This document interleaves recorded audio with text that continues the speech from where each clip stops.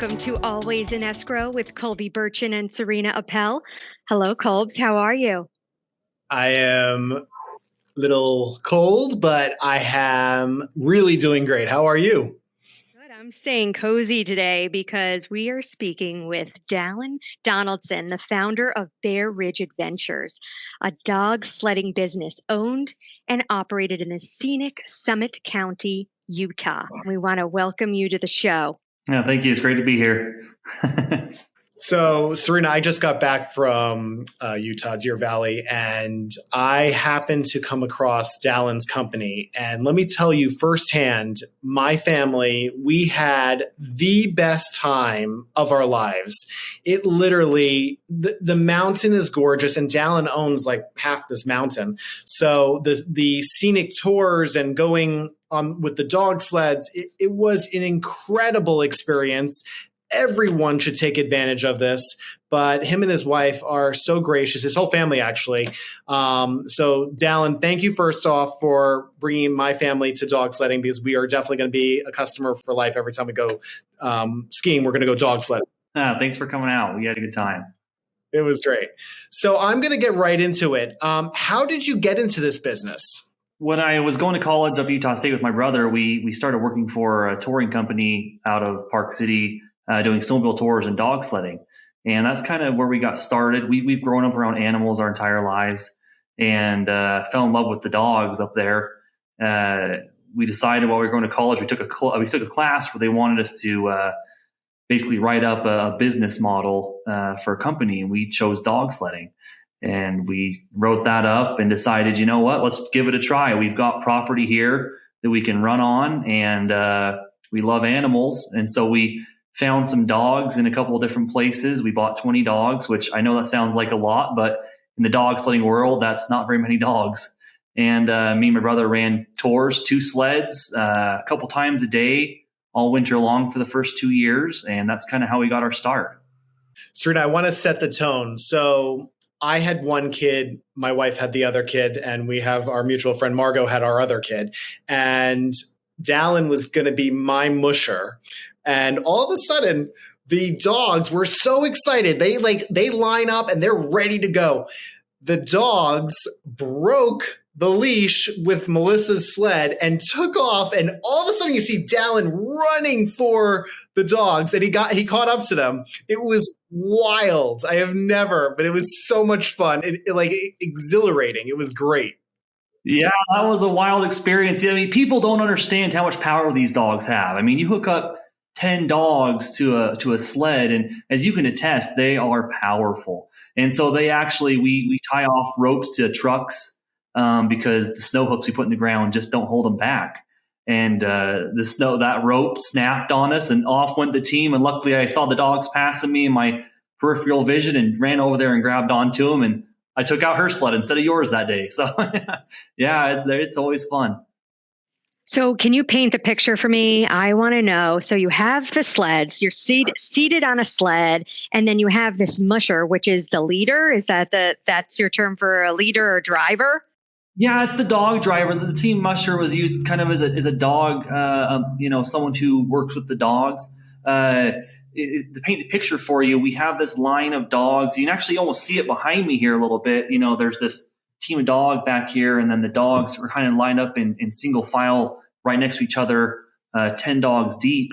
And the sled, you have one person sit, one person stand, and we take off up the trail. And of course, when we take off, we've had several people that have fallen off the back because they just launch out of there. You know, a lot of people are intimidated when you first take off.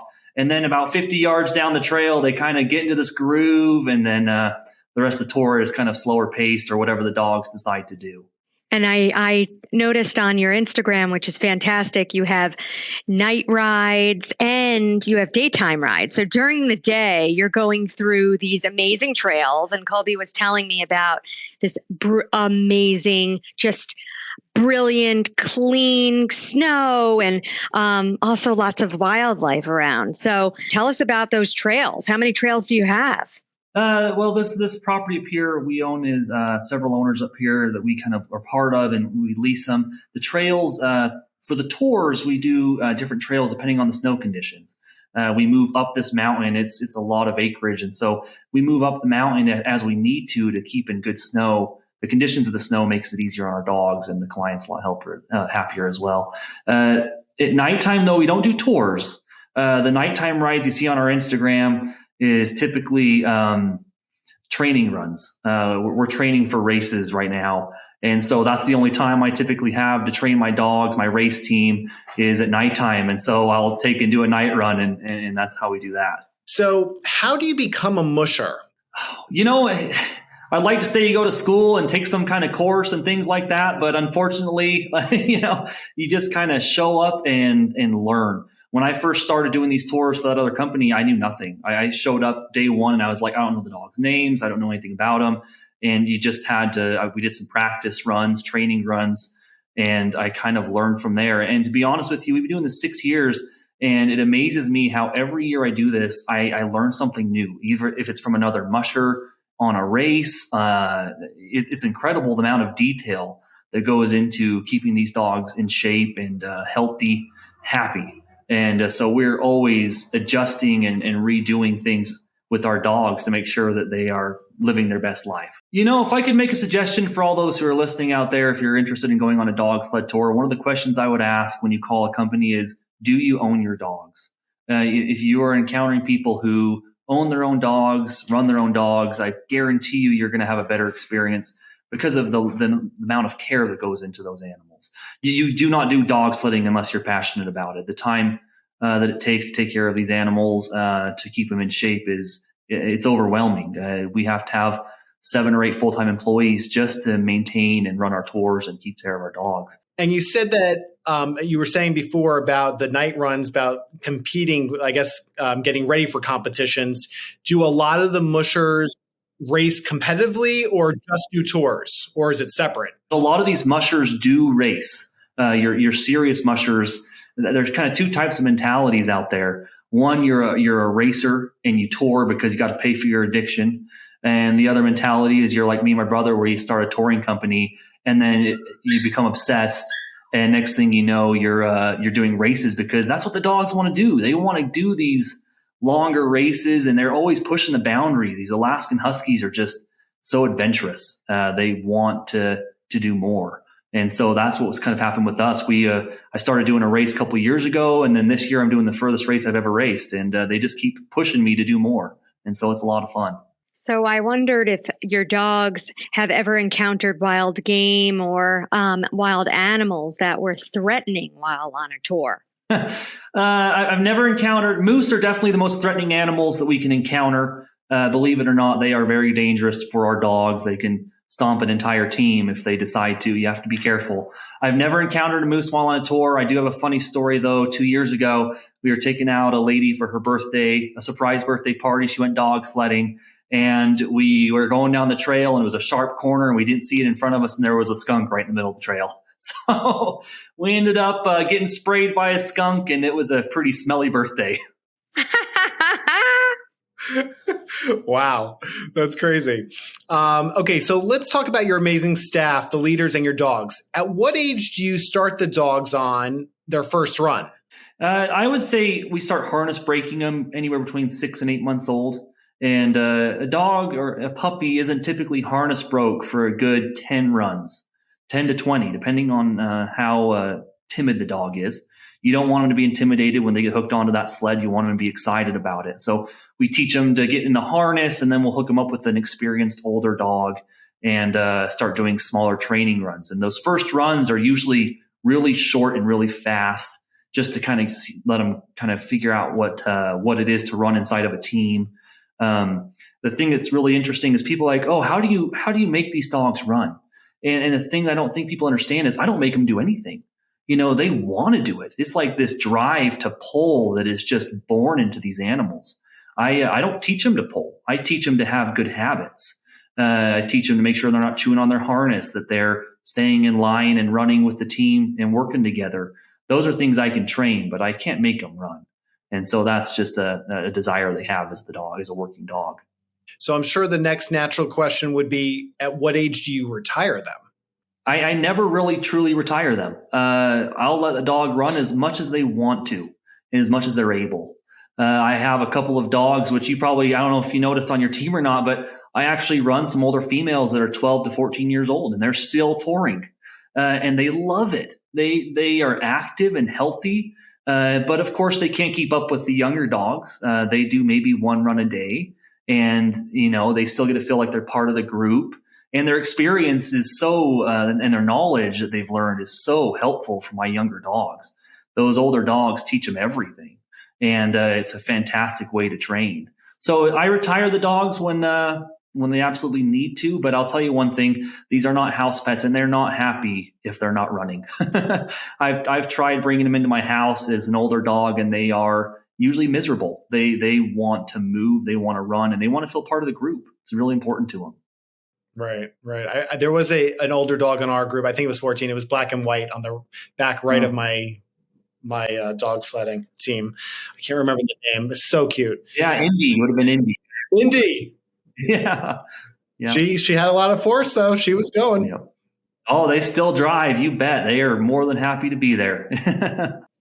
So the term working dog sounds bad, but how do you know that they love it? They have that drive. They just have to get out there.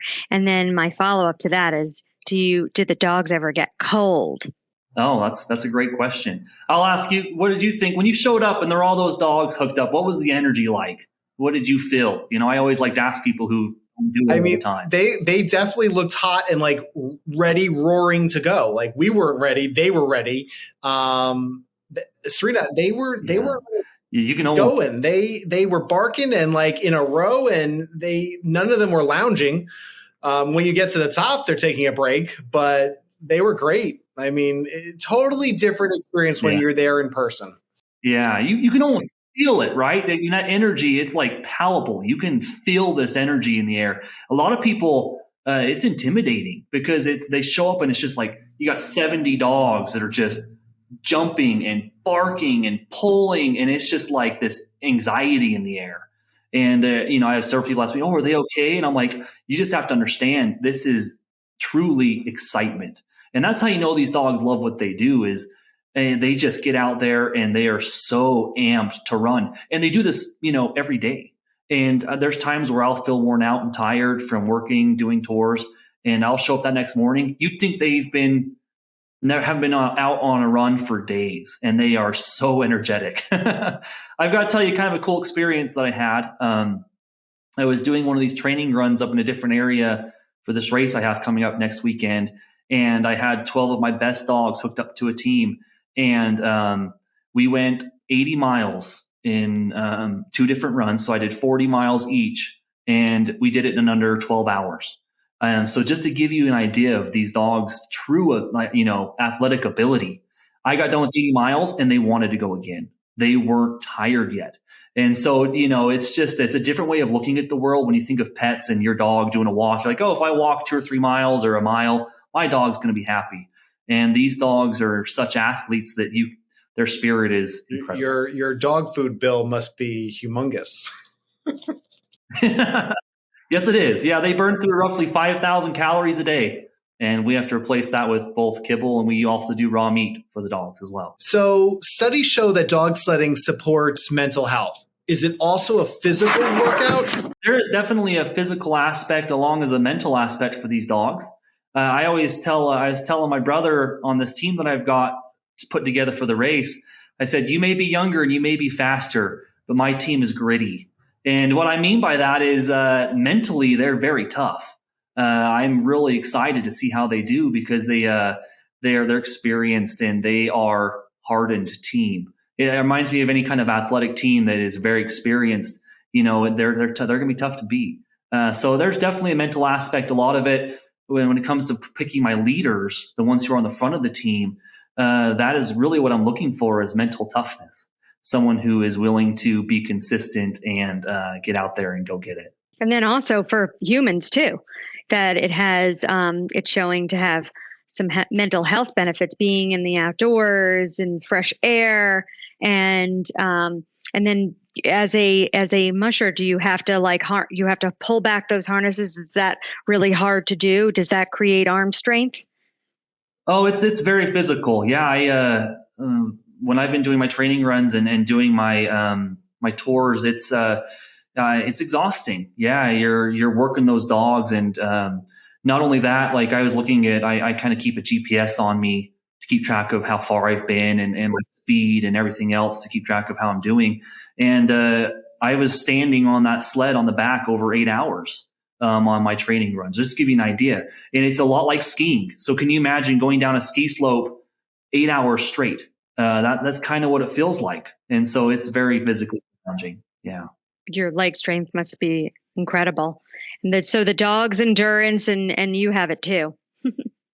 Yeah. You have to. A lot of times I feel like a coach. I'm just trying to make them the best they can, but you're involved quite a bit. Yeah. We've had our share of time with some coaches.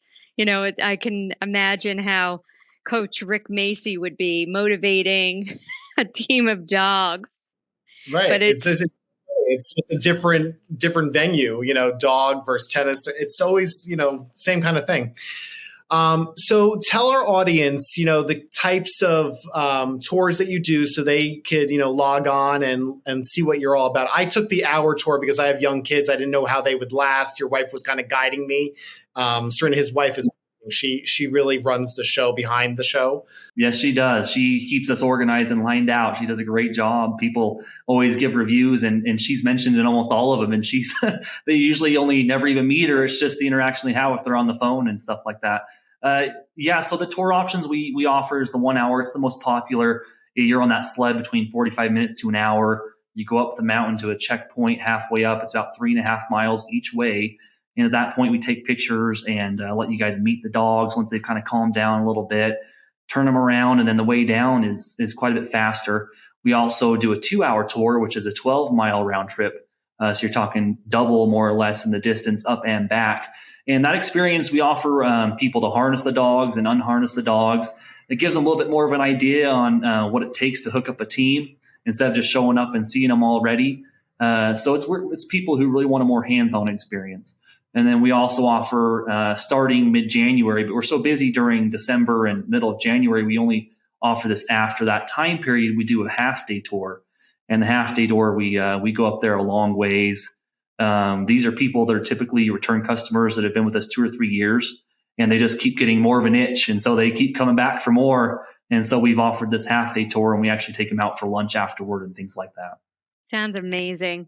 Well, for everybody that's out there, everybody that's out on the West Coast, out venturing to Utah to go skiing during this amazing season, please look out for our friends at Bear Ridge Adventures. We'd love to have you guys come out. Yeah, tell us how everybody can find you. You can go to our website at Bear Ridge Adventures. If you're ever staying in Park City, a lot of the hotels also offer, the concierge know about us. Instagram, Facebook. We're always posting fun videos of our tours and our dogs and our trainings, and come follow us. We would love to share our experiences with everybody. Thank you so much, Dallin. I really truly thank you. My family had an amazing time. I can't tell everyone enough to book a tour with you because it really is a unique experience. Thanks for coming on. Yeah, thank you. Thanks you guys.